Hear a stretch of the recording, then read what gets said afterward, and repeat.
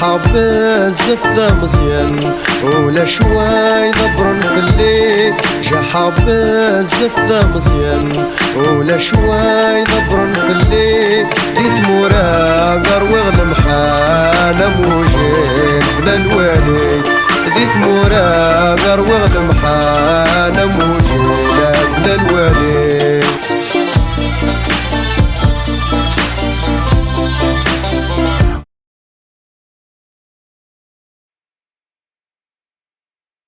Je suis Docteur Chader Msouda.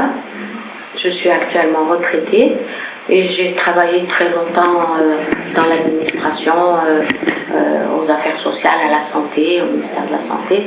J'ai occupé donc des postes supérieurs dans différents domaines et actuellement je suis à la retraite. Je suis à la retraite depuis peu. Et je continue à activer au Conseil national économique et social par moment, lorsqu'il y a des sujets qui sont dans mes compétences, on me fait appel. Sinon, je suis moyennement active dans le mouvement associatif. Voilà. Donc, et j'ai vécu j'ai vécu toute la guerre d'Algérie, enfant. Donc j'ai des souvenirs. Je suis née à Ferjiwa, dans la wilaya actuelle de Mila. Et donc, je suis venue à l'âge de 5 ans à Alger. Et quand mon père, parce qu'en fait, j'ai été élevée par ma tante. J'appelle ma mère parce que pour moi, c'était ma deuxième mère. Donc, ma tante qui habitait à Alger et qui un jour dit à mon père, qui est son cadet, j'étais l'aînée de la famille. Elle lui dit, ramène-la pour qu'elle passe quelques jours chez nous, à Alger. Et j'étais gâtée, il faut dire, l'aînée de la famille, c'est toujours comme ça. Je crois que c'est partout comme ça. L'aînée, Benjamin, elle voulait absolument que je vienne séjourner chez elle quelques jours. Et mon père, c'était en novembre 1954. Donc, c'était le déclenchement de la Révolution. Mon père en rentrant à Alger, parce qu'il était émigré dans son propre pays, il travaillait à Alger, parce qu'à la campagne, il n'y avait pas de boulot, on vivait pauvrement.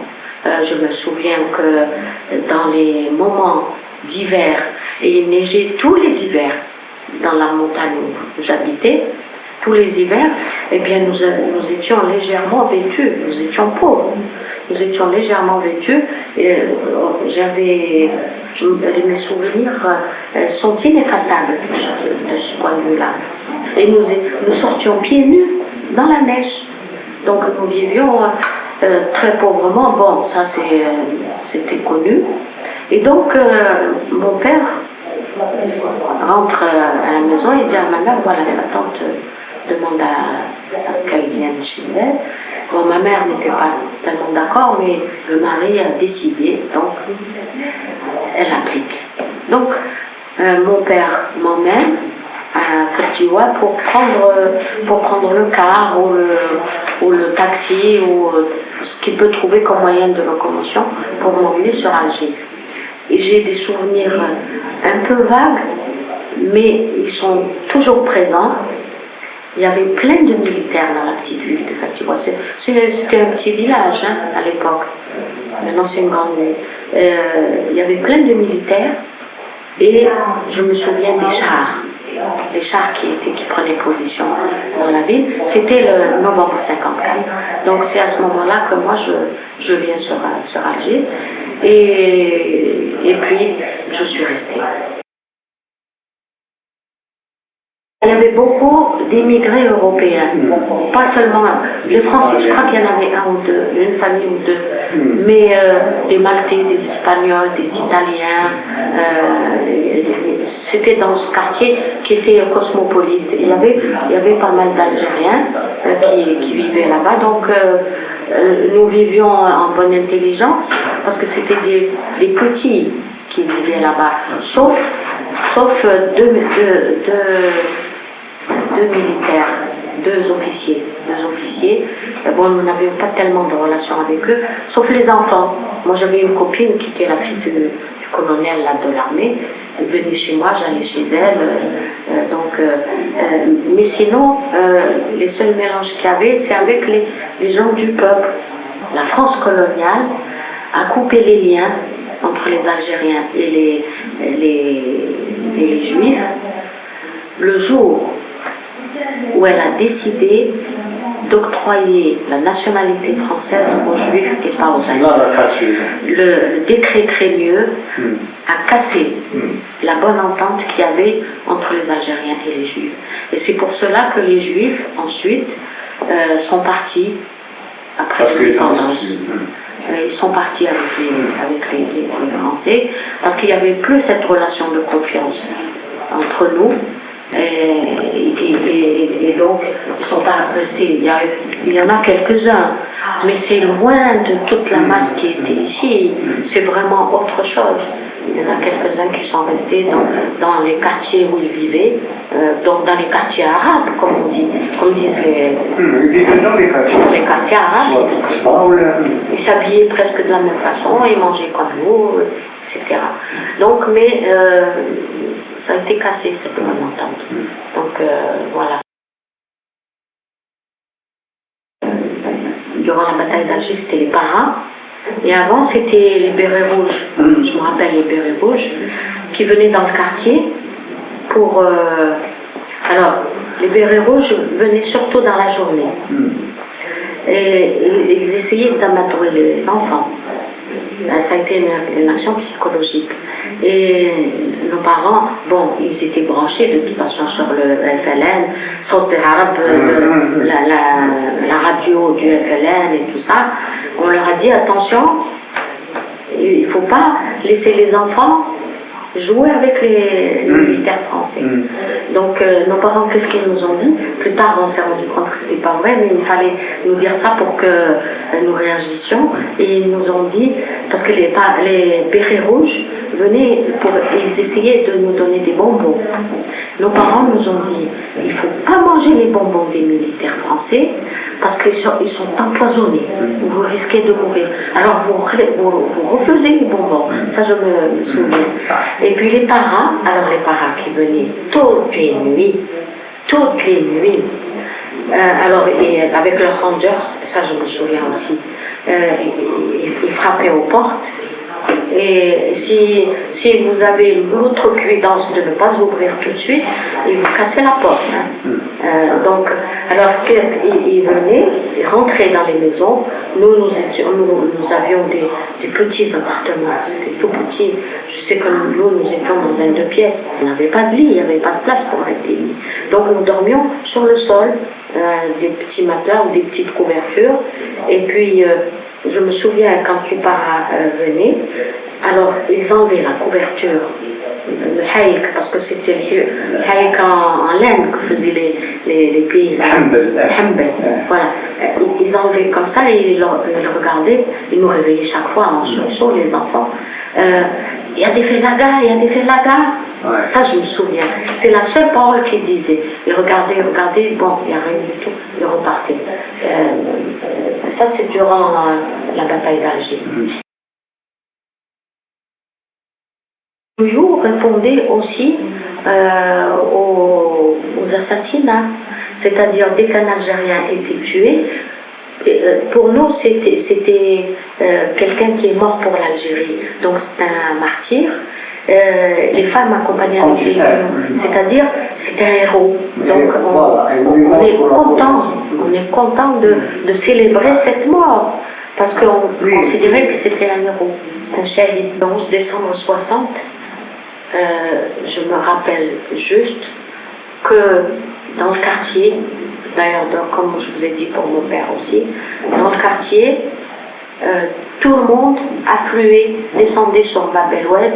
Après, et sur la place des martyrs, la place du gouvernement à l'époque, elle s'appelait, donc pour aller participer aux manifestations du 11 décembre. Ça venait de tous les quartiers, des jeunes, des vieux, des femmes. Les femmes, il y en avait plein avec leur haïk, etc.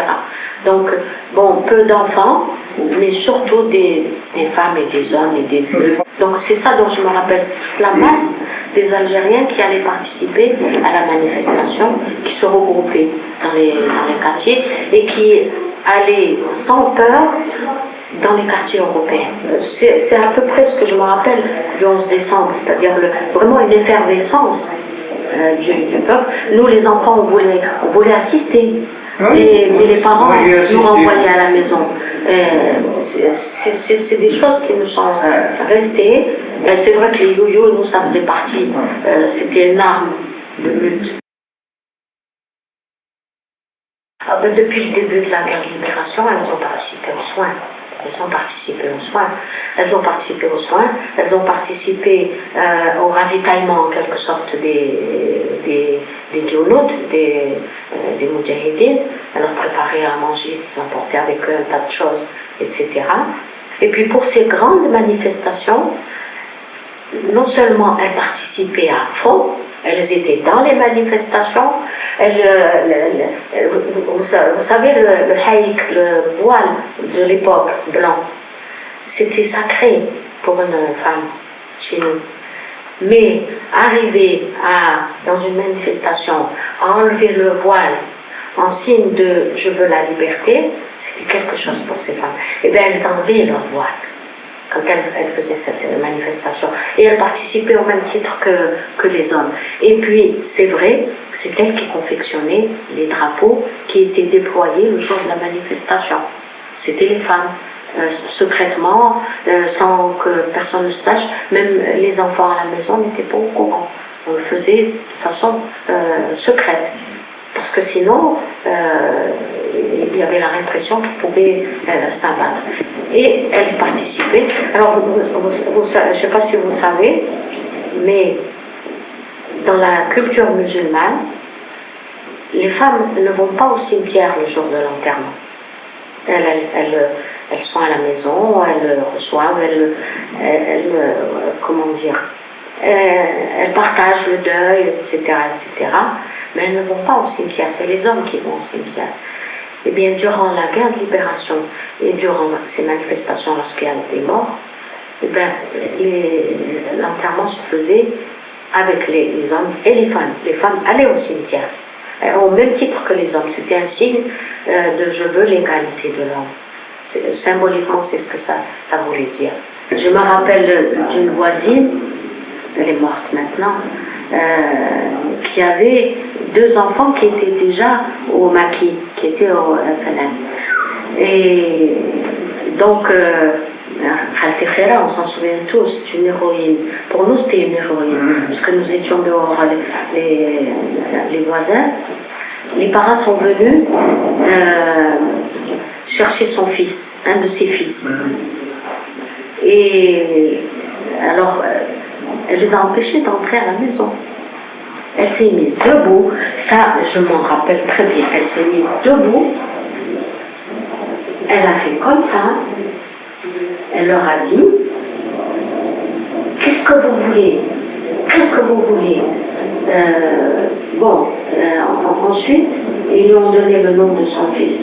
Elle leur a dit « Il n'est pas là mon fils, mon Cherna !» Et ils ont essayé d'entrer de force dans sa maison. Elle est restée comme ça et elle leur a dit « Tirez sur moi, je ne vous laisserai pas rentrer. Tirez au Katiram, tirez au. » Oui. Et ils n'ont pas eu le courage de la bousculer. Très important. Elle s'est mise, elle a fait la barrière qui rentre pas chez elle, qui n'arrête pas son fils. C'est comme ça qu'il s'est sauvé. Derrière la maison, il s'est sauvé, il est parti, il a pris les méchants. Et il n'est plus revenu parce qu'il savait qu'il était recherché, donc il est parti au maquis. Le 2e fils est parti au maquis. Quand même, la femme algérienne a fait beaucoup de conquêtes. Elle a conquis une place importante. C'est pas, je ne vais pas dire que tous les problèmes ont été réglés. C'est pas vrai puisque je continue moi à soutenir des associations de femmes. Mais elle a eu quand même une place qu'elle a arrachée. On ne peut pas dire que ça a été donné par X ou Y. Il est vrai, par contre, il est vrai que depuis l'éclosion comme dans d'autres pays, la Tunisie, etc., l'éclosion des mouvements islamistes, elle a un peu perdu du terrain.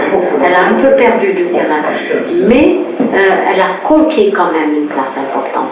Vous n'avez qu'à voir, nous sommes le seul pays musulman, où la femme est majoritaire dans le corps des magistrats. Est-ce que vous le savez ou pas? Oui. Elle est majoritaire dans le corps des magistrats. Aucun pays musulman n'a osé nommer une femme magistrale, mis à part la Tunisie. Moi, ma mère m'a raconté beaucoup de choses. Parce que quand les Algériens avaient été mobilisés pour lutter contre le nazisme avec les forces alliées, donc mobilisés par la France, ils étaient nombreux. On a beaucoup de parents qui ont été... Moi, mon beau-père avait été mobilisé. Et il est rentré parce qu'il avait une blessure de guerre, sinon il aurait continué. Donc, quand les Algériens étaient en France ou dans d'autres pays, en Italie, durant la Deuxième Guerre mondiale, il leur avait été dit, semble-t-il, par la France coloniale, que lorsque on aura gagné la guerre contre l'Allemagne nazie, vous aurez votre liberté. Et c'est comme ça que le 8 mai 1945, qui a été fêté en grande pompe en Europe, a été en quelque sorte fêté en Algérie par les Algériens qui ont cru qu'ils avaient la liberté puisque le nazisme avait été vaincu. Et c'est comme ça qu'ils sont sortis dans les rues, dans toutes les villes, surtout les villes de l'Est, et qu'ils ont été, comme on le sait, massacrés à ce moment-là. Par contre, la répression, elle a été implacable, elle a été de grande envergure, elle a été innommable, la répression dans l'Est algérien. Ma tante, elle est morte à 104 ans, hein. Donc ça fait 3 ou 4 ans qu'elle est morte. Elle m'a raconté, le 8 mai 1945, quelques jours après le 8 mai, le 9 ou le 10, elle m'a raconté que notre village, notre douane, a été décimé. Les militaires français sont venus, ils ont ramassé, c'est le cas de le dire, ils ont ramassé tous les hommes de 12 à 90 ans, s'il y en avait à l'époque. Je ne pense pas, l'espérance de vie n'était pas aussi longue. Mais ils ont ramassé tous les hommes, valides ou pas, ils les ont embarqués dans les camions. Ils sont sortis à quelques kilomètres de Douane. Et ils les ont fait descendre, comme ils ont fait partout. Mais là, j'ai le témoignage de ma grand-tante. Ils les ont sortis des camions, ils les ont mis en rang contre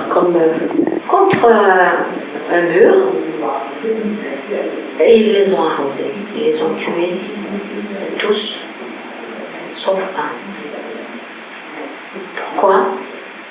Parce que bon, ils étaient très nombreux, et puis le mouvement, je crois que le mouvement physique de la mitraillette a fait que tout le monde tombe, même s'il n'a pas été touché. D'ailleurs, il repassait, les militaires repassaient pour voir s'il y en avait encore des vivants, pour les achever. L'effet physique. Voilà, l'effet physique, comme une bourrasque, comme du vent qui passe et qui fait tomber tout le monde par terre. Alors un grand-oncle, justement, il vient de mourir, il a vécu longtemps. Un grand-oncle, il n'avait pas de jambe, parce qu'il avait touché à la jambe. Eh bien, c'était le seul survivant. Comment ça s'est passé? Il nous a raconté, ils sont tous tombés, il a dit on est tous tombés. Il a dit je me croyais mort. Et puis d'un coup je regarde, j'ai dit non, je ne suis pas mort. Il regarde, il voit le ciel, il voit tout. Il a eu la présence d'esprit de ne pas se mettre debout, et surtout il était blessé à la jambe. Donc en fait je crois qu'il nous a dit j'ai eu la présence d'esprit, je crois que plutôt il ne pouvait pas se lever. Donc, il est resté couché à plat ventre et il est resté là jusqu'à ce que les militaires soient partis. Et à ce moment-là, il a commencé à crier parce que les habitants du Douar sont tous venus pour ramasser les dépouilles de leurs parents pour les enterrer. Parce qu'ils sont partis, ils les ont laissés comme ça. Et ils ont entendu Aounouni, Aounouni, aidez-moi en arabe. Et c'était mon grand-oncle qui était là, Ami Moussa. Moussa il s'appelait. Et c'était le seul survivant. Et il y avait quelques survivants de nos familles. Ils ont échappé parce qu'ils n'étaient pas au Douar ce jour-là. Ils étaient à Alger ou à Constantine parce qu'ils travaillaient, parce qu'il n'y avait pas de boulot là-bas. Donc, ils ont échappé de la mort comme ça. Mais ça a été... Mais bon, c'est vrai qu'il y avait cette sensation de liberté qu'ils nous ont racontée. Ils se croyaient définitivement débarrassés de la domination coloniale. L'OAS plastiquée, donc les maisons des Algériens, je me souviens, chez nous, on montait la garde. Et moi, j'essayais de temps en temps de m'incruster pour monter la garde avec eux. Et ils me renvoyaient pour aller dormir parce qu'ils me disaient, bon, t'as l'école demain. Mais c'était des bombes artisanales qu'ils jetaient dans les maisons. Et puis, ça a explosé, ça a tué les occupants. Là, on montait la garde, contre nos propres voisins. Et surtout nous qui avions 2 officiers supérieurs de l'armée qui étaient voisins, et nous avions peur d'eux. Et l'OAS qui était un peu plus bas, Bab el Oued, nous on n'était pas loin de Bab el Oued. D'ailleurs, les trous des balles et des balles de mortier qui étaient envoyées de la cité Armagh vers Galkaf, vers nous. On recevait nous aussi. On se cachait d'ailleurs quand ça commençait à tirer. Ils envoyaient les tirs de mortier, effectivement, sur les immeubles qui étaient habités par des Algériens et sur notre quartier. Et il n'y avait pas que les bombes, que le plasticage. Il y avait les tirs de mortier toutes les nuits. Et les manifestations de nuit, les casseroles. Il y a un mot chez nous qui est intraduisible en français, Hogara. Hogara, c'est-à-dire, c'est l'impuissance. Il y a quelqu'un qui fait du mal gratuitement. Hogara. Parce que je suis petit, lui, il a le pouvoir, donc il me malmène, il m'humilie. Parce qu'il sait que je ne peux rien faire. Donc le Hogara, on l'a dit même entre nous. Hogara, un policier qui arrête un jeune pour une petite bricole, il lui dit Hagatni, Hogara. Ça fait partie de notre langage. Comme je dis à mon fils, il faut rester honnête. Il faut se souvenir des sacrifices des générations qui nous ont précédés et ne pas oublier. Et pour aller de l'avant. Voilà. L'oubli, c'est l'ennemi de tous les peuples. L'oubli. Et de tout individu. Donc, ne pas oublier. Essayez de ne pas oublier. C'est pas facile dans le contexte actuel, aussi bien le contexte national que le contexte international. C'est pas facile pour un jeune de se dire oui, je reconnais mes ancêtres, ils ont fait ceci, ils ont fait cela, alors que lui, peut-être que ces valeurs-là, il ne les voit plus. Il ne les perçoit plus de la part des gens qui vivent autour de lui. Donc, c'est ça mon message. Ne pas oublier, rester aussi fidèle à ses propres valeurs, se faire une religion, au sens de se faire une philosophie, en analysant tout ce qui se passe. Et puis, ne pas suivre les aventuriers.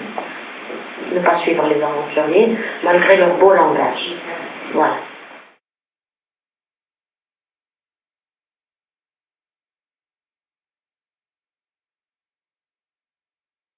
ذي ثمورة غير وغد محانة موجيلات للوالي ذي ثمورة غير وغد محانة موجيلات للوالي